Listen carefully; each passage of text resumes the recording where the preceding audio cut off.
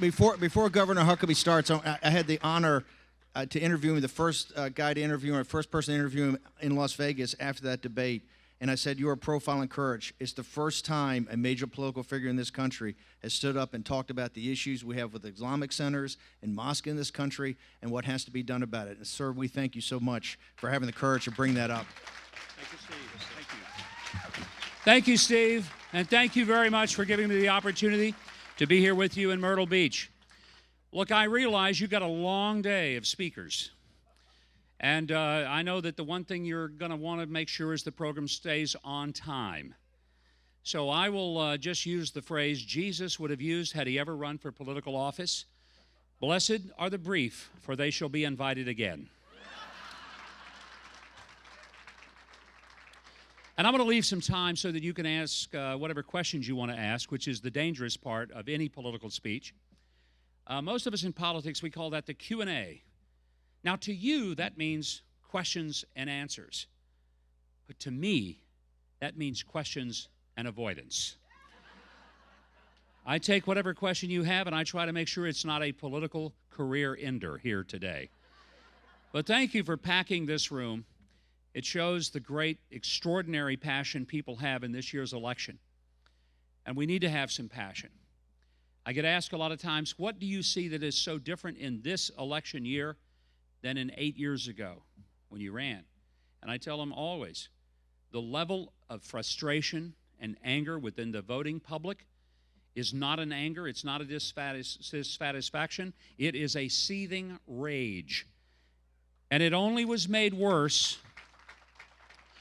when the Republicans capitulated and caved on the budget deal at Christmas time, giving the Democrats every single thing they wanted on their Christmas list. And all the Republicans got was a lump of coal in their stocking. It was embarrassing to see that Republicans were the ones who empowered Barack Obama to fully fund Planned Parenthood, to fund the Iranian deal, Obamacare, Syrian refugee relocation, illegal immigration. What did they not get that they wanted? Nothing. And this is why so many people, not just in our party, but in our country, are disgusted with politics as usual. What many of you don't know about me is that I got into politics after having spent the first half of my adult life as a husband, father, working in radio and television broadcasting, and then working in the nonprofit sector, even pastoring a church for 12 years, which is the only thing some people think I ever did. That was 30 years ago. But I got fed up with the political system in my state, which was utterly corrupt. It was run by a couple named Bill and Hillary Clinton. I think you've heard of them. For 20 years, they had created a political machine that was chewing people up and spitting them out. Republicans never got elected. They'd get 37, 38% of the vote, and that was it. That was when they topped out. I decided that I would challenge that political machine. My first race, I lost.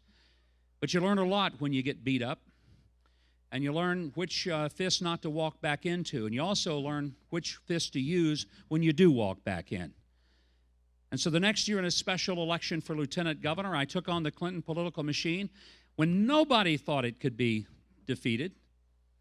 And my opponent's campaign, pretty much run out of the basement of the White House, certainly funded from there, hand-picked candidate to run for the office, Bill Clinton's former chief legal aide, kind of the Bill Clinton in waiting, if you will. Nobody thought I had a chance. Nobody was paying attention to the race. And I won. And over that period of time, for the next several years, I took on the Clinton political machine and fought it and beat it, and I live to tell about it, which is really remarkable, my friend.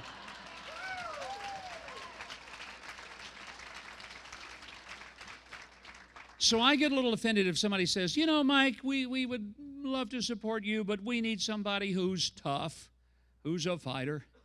And I'm thinking, you don't think it takes a fight to beat the Clintons in Arkansas? Give me a break. You don't think it takes some toughness to take on a legislature that is 90% Democrat, and you're only the fourth Republican elected in 150 years to public office? You're the first in 25, and you're the only one at the state capitol? And you have the most lopsided legislature in all of America, more than Massachusetts, Maine, Vermont, New Jersey, New York, Oregon, or California? It was not a cakewalk. But it was also a time to fight the corruption that had existed. And fight it we did for 3 years, with the opportunity to see 17 different public officials indicted, tried, convicted, and tossed. Folks,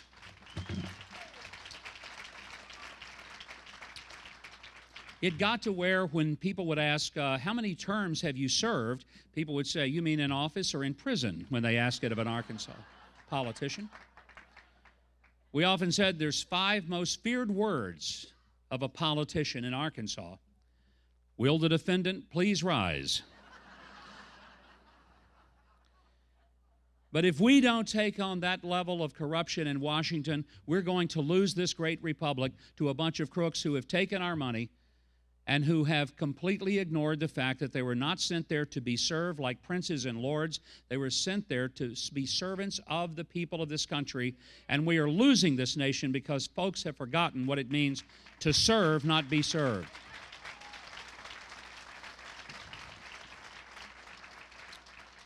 I totally understand that this is the year in which a lot of people don't want to elect anybody who's ever held office. I halfway get that. I just want to remind you, I've never lived in Washington. I've never taken a paycheck from there. You cannot blame me for what they're doing in Washington. I want to go and stop it. I've never been a part of it.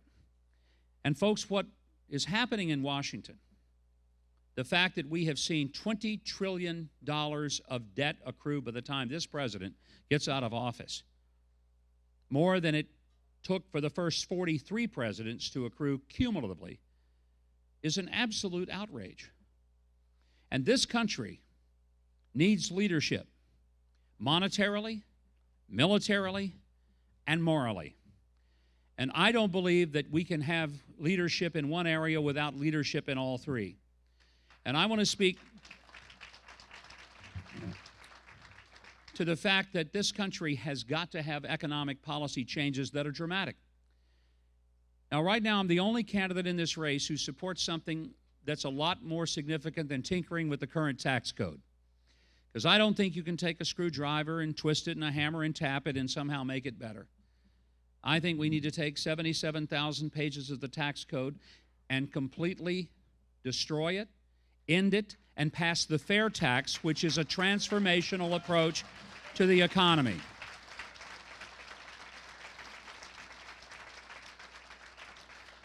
The fair tax, by the way, is the only plan that actually gets rid of the IRS. If other candidates tell you they're going to, they can unless they get rid of the income tax and the tax on our earnings.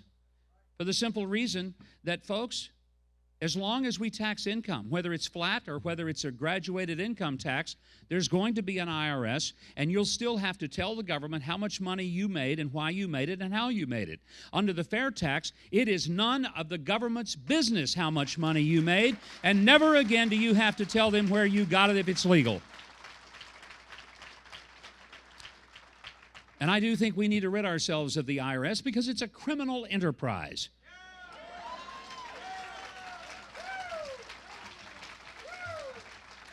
Not just because it spies on and messes with conservative and pro-Israel organizations, but because it's an unconstitutional affront to the level of U.S. government jurisprudence in this way. In every other form of our system of government, we are presumed innocent unless we are proven guilty beyond a reasonable doubt by a jury of our peers. Our justice system always acts on behalf of the citizen first and the government second. With the IRS, you are presumed guilty until you prove with a shoebox full of receipts that you aren't guilty, and in the meantime, they run the meter and charge you plus interest for everything they think you have failed to do. The only people who escape the long arm of the IRS are the people who work there, like Lois Lerner, who can let their own records be eaten by the dog, but you try that and see how far it gets you. If I were president, and when I take office, I want to remind Lois Lerner the statute of limitations has not run out, and the Justice Department will be finding out why she thought she could get away with destroying her hard drive in her computer.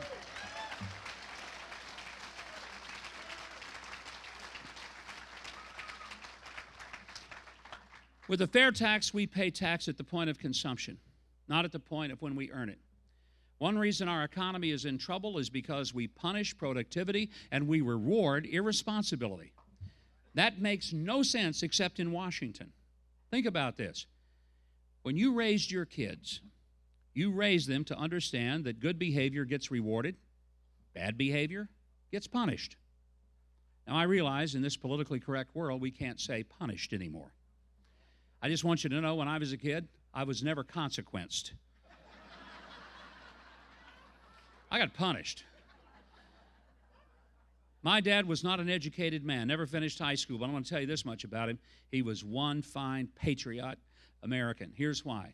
He laid on the stripes, I saw stars. We're talking old-fashioned patriotism.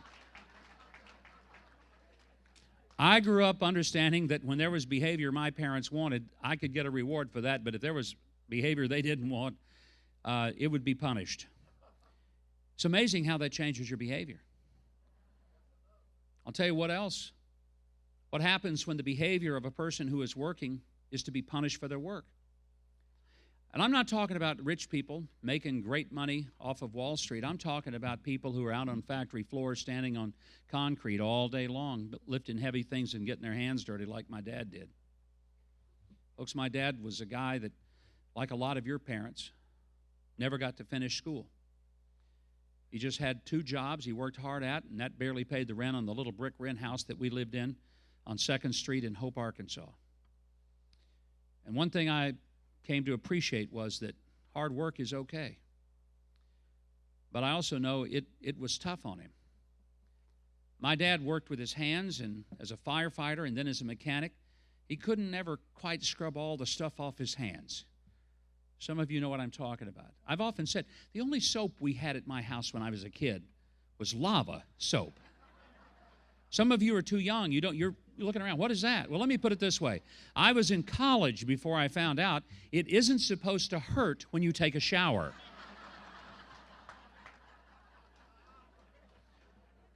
I'm amazed today when some lady will pay $150 for an exfoliation.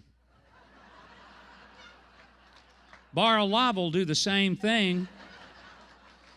But men, don't you dare Valentine's Day give your wife a bar of lava and say, here, honey, go exfoliate yourself. Or your skin will be coming off and lava won't even be involved with it. Look, why do we have a tax system that says that if you work 8 hours, you get a certain amount of money, and then the government will take a chunk of it. But if you work 16 hours, you'll get a certain amount of money, but the government will take a bigger chunk out of it because they're going to put you in a higher tax bracket. Now, I want you to think about that. The guy that works at a machine shop, like the man I met in New Hampshire, who's trying to work to get his daughter through Cornell without having to go into debt, works 16 hours a day, a double shift. He thought he would get a double paycheck, but he didn't. His paycheck was barely over the 8-hour day because the government put him in a new tax bracket and they took more of his second 8 hours than he did. Now you tell me that's a fair system of taxation. We are punishing people for work.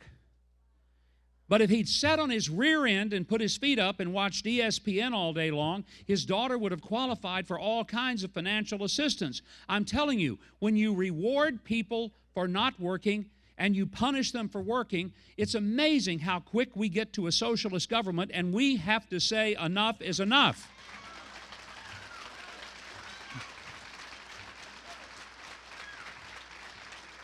I want to remind you, the only place where you can be guaranteed where there's free cheese is the mousetrap. The only place. And it does not end well. The fair tax not only creates the capacity to let people work their way to the next rung on the ladder, but the fair tax revives American manufacturing.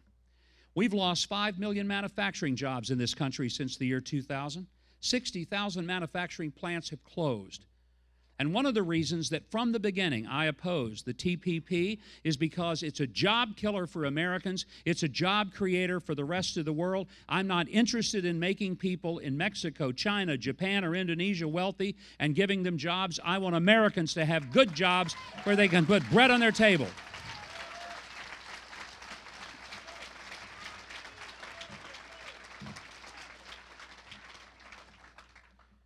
I'll tell you something else happens.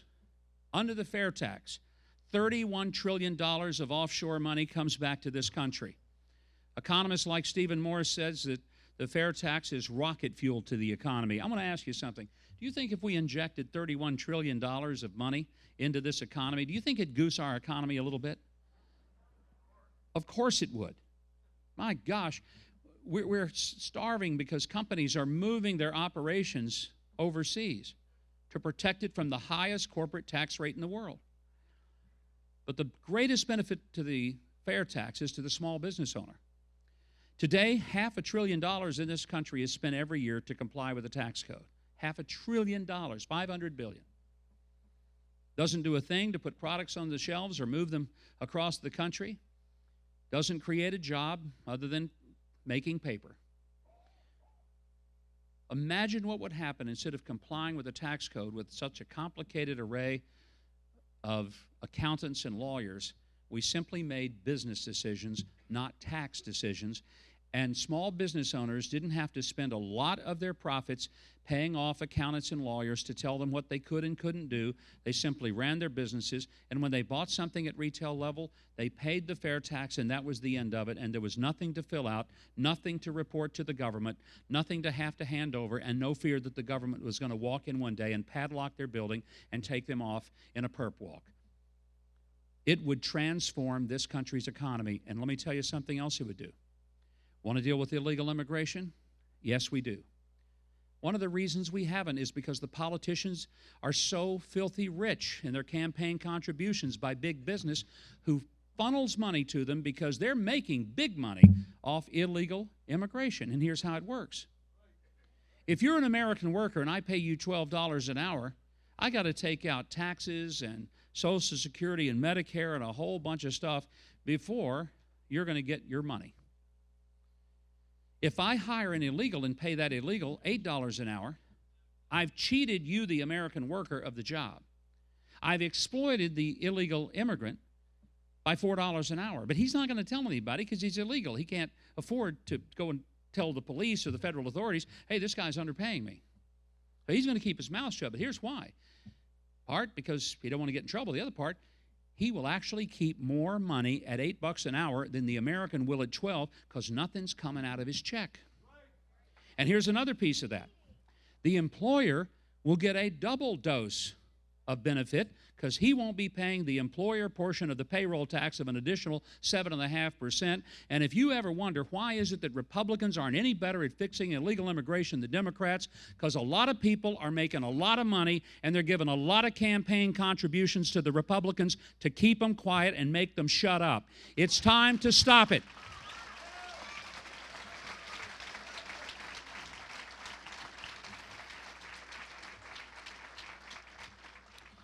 We need a system that treats Americans well. I'm not against people wanting to come here. I get it. But I am against people coming here and we don't know who they are, where they've come from, why they're coming, and what they're going to do when they get here. I'm against that. And for the president to insist that he can vet everybody who's going to be a Syrian refugee, I would say, Mr. President, you've done such a wonderful job of all the other people you vetted. Thank you, but no thank you. I believe we will just say that for now, we're kind of full. There's a no vacancy in terms of Syrian refugees.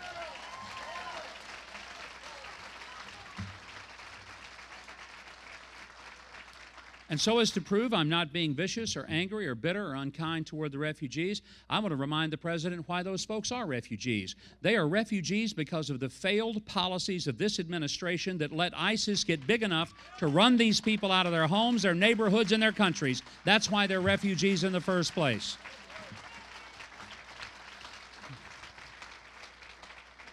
And if we are really serious about helping them, let's get them some encampments that are close to where they live rather than import them 8,000 miles from a country where they're comfortable to one they're not, with a language they can't speak, with jobs we don't have, and with housing we can't fill. And instead, let's say, let's clean up ISIS, let's get rid of the radical Islamist militants that are ruining their countries, and let these folks go back home, and then we don't have a refugee crisis.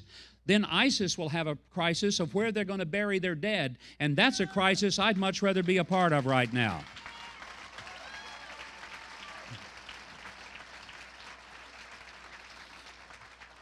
This election is an election that will determine whether or not we will continue to sit back and allow the assault on our liberty, the liberties that we have enjoyed and perhaps taken for granted.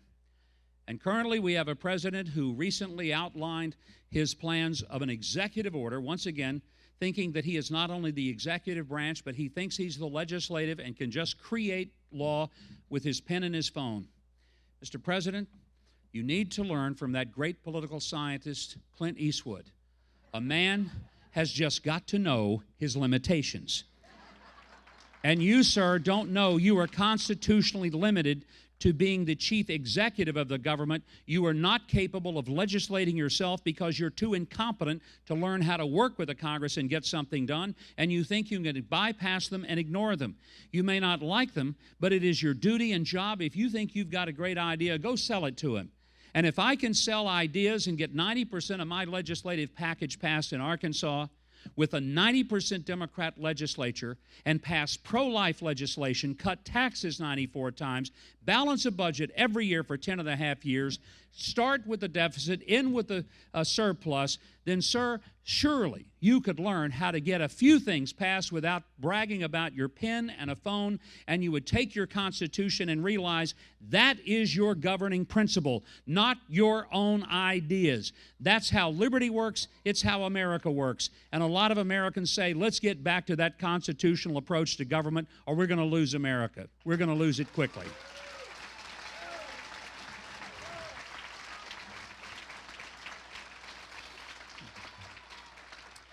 And the president thinks that he can just unilaterally disarm law-abiding citizens, and people are unhappy with that. I'm unhappy with that. I grew up believing that the Second Amendment was not there to protect my hunting. I grew up hunting, squirrel hunting, deer hunting, turkey hunting, duck hunting. When I was a kid, some of it was so we'd eat. You don't eat squirrel because it's really, really good, folks. You eat it because that's all you found that day. Please, don't ask what a squirrel is. It's just basically a big rat is what it comes out to be with a bushy tail. I would just want to say something. I don't think the president fully understands that the Second Amendment was there to give us our last line of defense against tyranny. And the purpose for which the founders made it clear that we had that right was because they were born out of a revolution in which they had to say no to the government, which had ceased to respect them as human beings and ceased to respect the liberty that every human being is entitled to. I think the Second Amendment is as sacred as the First. And I know there's no journalist in America who says, I'd love for the government to tinker with the First, because some people say irresponsible things. So we need to censor them. We need to monitor them. We need to have the government approve things before they get said, in case somebody's feelings get hurt. I mean, after all, we're living in the land of everybody gets a trophy, nobody gets their feelings hurt. So why don't we amend the First Amendment and let the government decide what can be blogged, what can be published, what can be broadcast? And everybody says, are you nuts? That would never happen. I'm going to tell you something. If I'm president, it will never happen that our Second Amendment rights will ever be bothered as well, because they are as sacred as the First in preserving our liberty.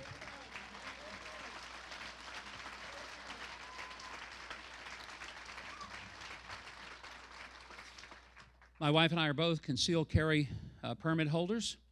Quite frankly, you need to be more afraid of her than me. She's a better shot with most pistols. But I will tell you this. I'm no vigilante.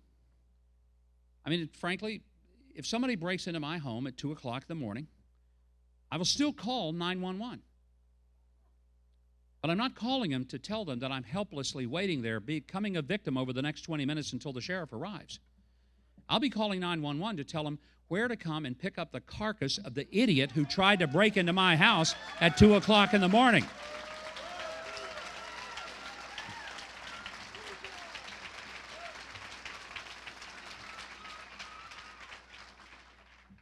it would not be appropriate for me to leave here without saying to you that in addition to getting our country back monetarily, I would say militarily, we've got to rebuild our nation's defenses. The best way to keep us out of a war is to have a military nobody on this earth would be stupid enough to try to ever challenge.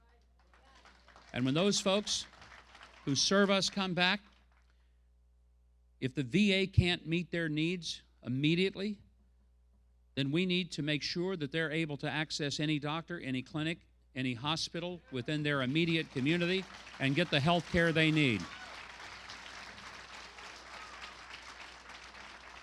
It is unacceptable that 22 veterans commit suicide every day in this country, many of them because with post-traumatic stress, they're not getting the help they need. One way that might fix it is have that every member of Congress and their families get their health care from the VA until it gets fixed. That might be a start.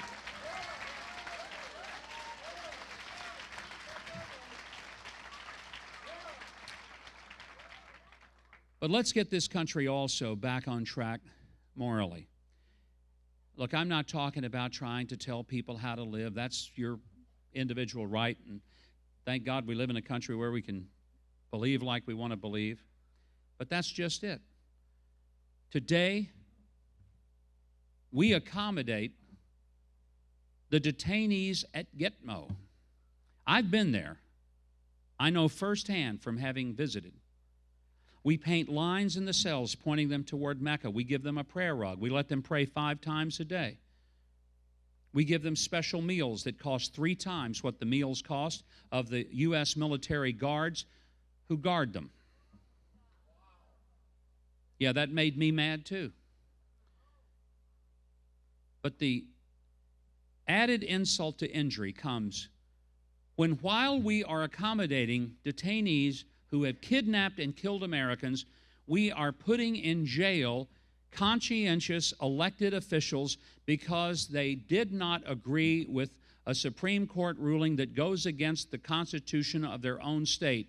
When we criminalize the Christian beliefs of people in this country, and yet we steadfastly protect the beliefs of those who are killing us and have to be detained, something is screwed up in our moral clarity, and I declare we shall get that fixed.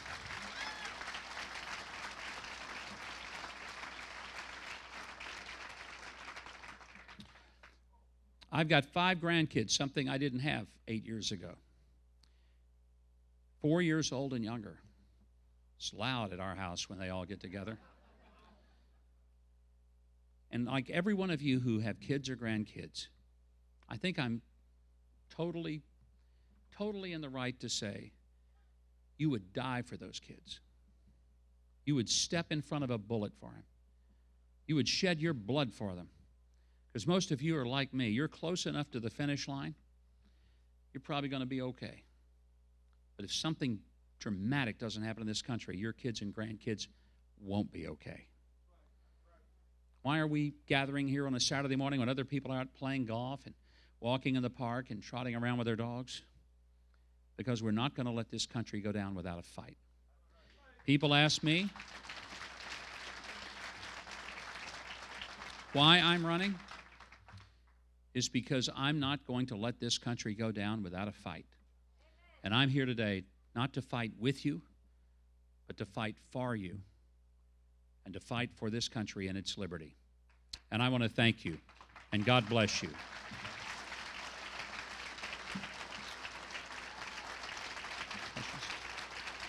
Thank you very much. Thank you. And I'd like to answer some questions. Steve, if you're going to moderate the discussion, or we'll just take them from the audience. And he's got a microphone here. There's a question here from the front row. Yes, ma'am. Governor Huckabee. Oh, I'm sorry. I appreciate your talk about the fair tax. Yes, sir. I have one question about that, though. Ask away. We encourage people in this country and have for generations to be self-responsible and to take care of themselves during their working lives and save up a nest egg for their retirement so that they don't have to depend upon anyone. Can you tell me how the fair tax is fair for those older people who may have accumulated $300,000, $400,000 in their lifetimes for their nest egg, when they are going to have to go and pay an additional tax on that money that they've already been taxed on through a sales tax in effect?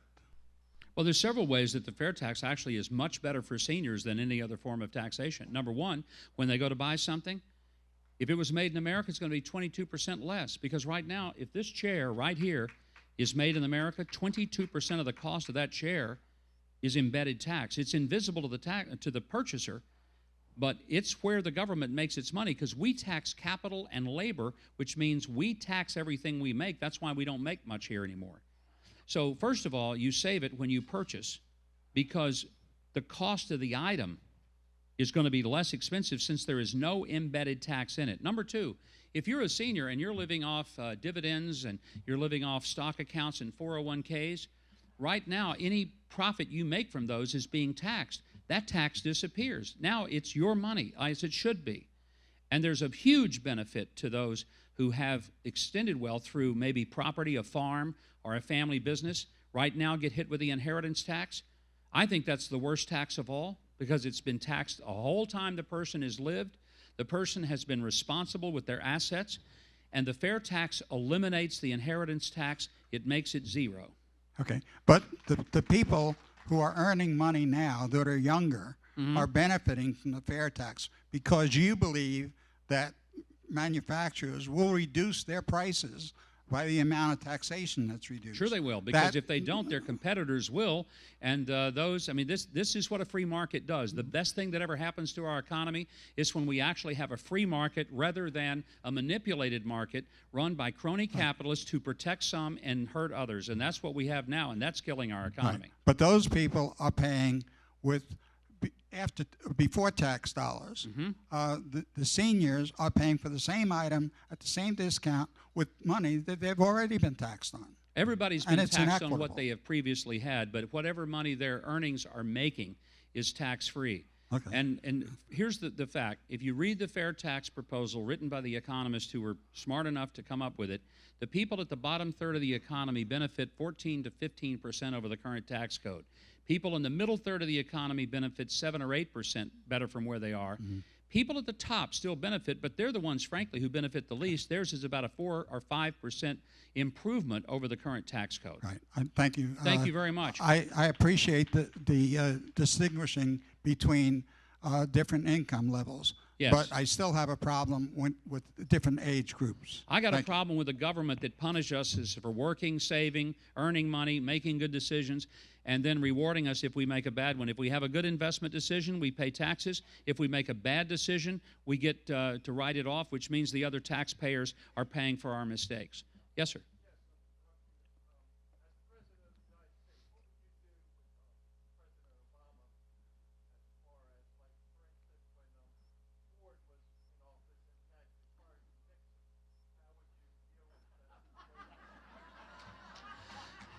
Well, the question is, how would I deal with the situation if President Obama, when he leaves office, and he compared it to Ford and Nixon. Look, until President Obama is charged with something, there's nothing to pardon him from, although I would love to say, pardon me as we move him out and we move somebody else like my family in. That would certainly be something I'd do. Yes, sir.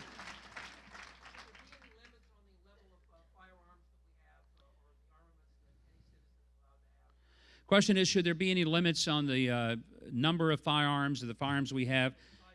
Well, you know, if I'm a law-abiding citizen and I've not given anyone concern that I've broken a law or have any indication that I'm going to, what business of it is the government? I should have the capacity to defend myself with at least equal firepower as the people who might try to take my home, and so I want to make sure that I'm capable of doing that. I don't have any, personally, I don't see a particular reason to restrict me in how I protect myself. Yes, ma'am, you had a question. I was going to get you first, sir.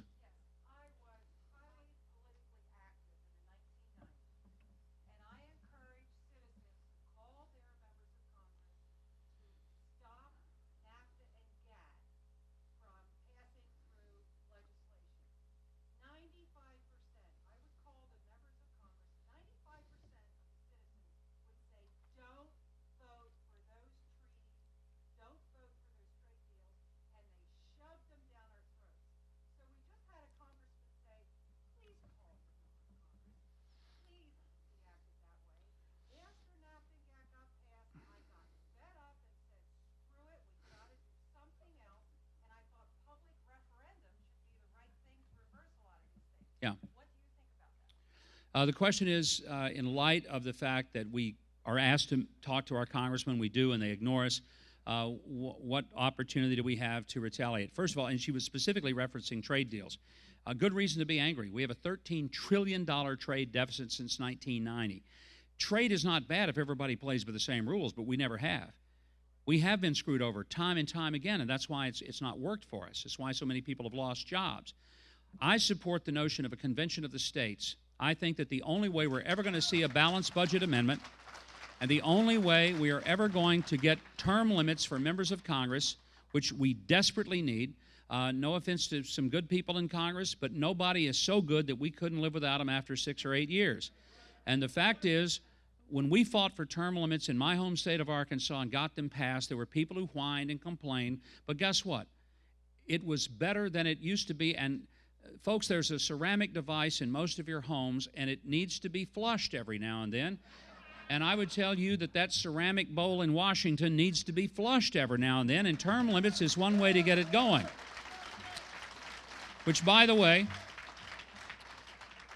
in a convention of the states, in addition to balanced budget amendment and also term limits, I would put those term limits on federal judges in the Supreme Court. Nobody should have a job for life at our expense. Okay. Right back here. Yes, young man? Question is, if I were your president, how would I make your education better? Let me tell you my education policy as president. Nothing. Let me explain that.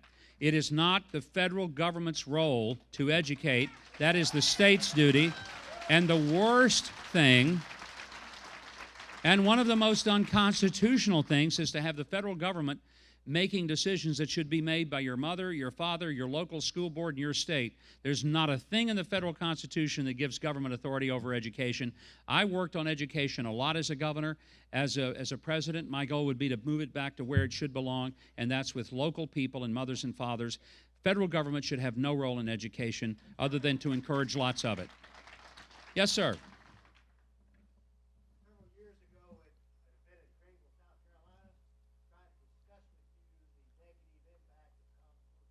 Yes, sir. I don't know that I refused to talk to you, sir. Was it at a book signing? No, that's neither here nor there. Okay. How do you feel about Common Core standards today? I've been very clear about that. I've written about it hundreds of times. I've spoken on television. I think Common Core is dead. It needs to die and go away. It was a program originally designed to be kept so that we wouldn't have federal intrusion into state education standards, but that's exactly what happened. The federal government got their fingers all over it. They totally took control. It went beyond standards in math and language arts.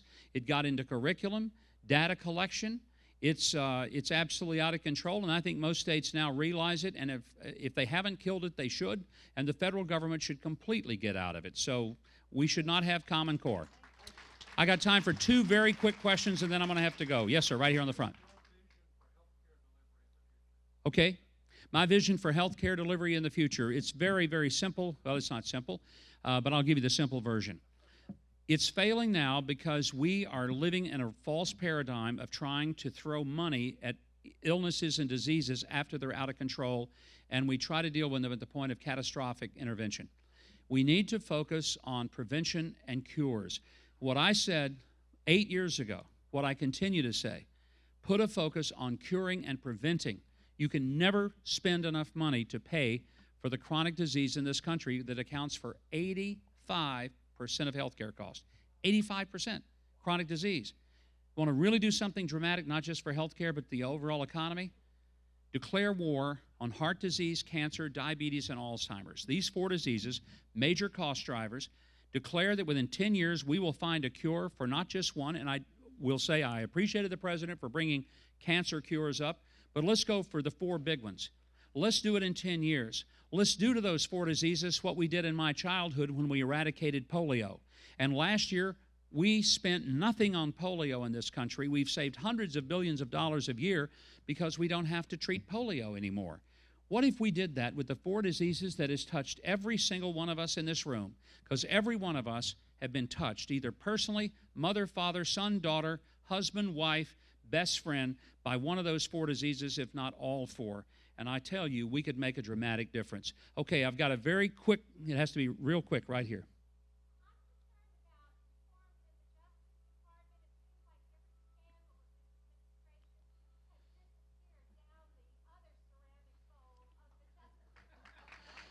Very good point. As president, I will appoint an attorney general who totally believes that the judicial department, and including the courts, cannot make law. The notion of judicial supremacy, that the courts make law and that the Supreme Court rules, and that's the, quote, law of the land, is absolute nonsense. It is an unconstitutional misunderstanding because Jefferson made it very clear, as did the language strictly of the Constitution. The courts, they're not a legislative body, and they cannot make up law, as they have done repeatedly. But one thing you have to have is an executive branch that refuses to abide by unconstitutional, illegal rulings by an out-of-control judiciary. Jefferson called that judicial tyranny and said that if we accepted it, then the Constitution would become a thing of wax. So you've got to have not only a courageous president, but a courageous attorney general who refuses to accept illegal and unconstitutional rulings as if they have the force of law. Ladies and gentlemen, I know my time is gone. I have to respect yours, and I want to say thank you very much for giving me the opportunity to visit with you.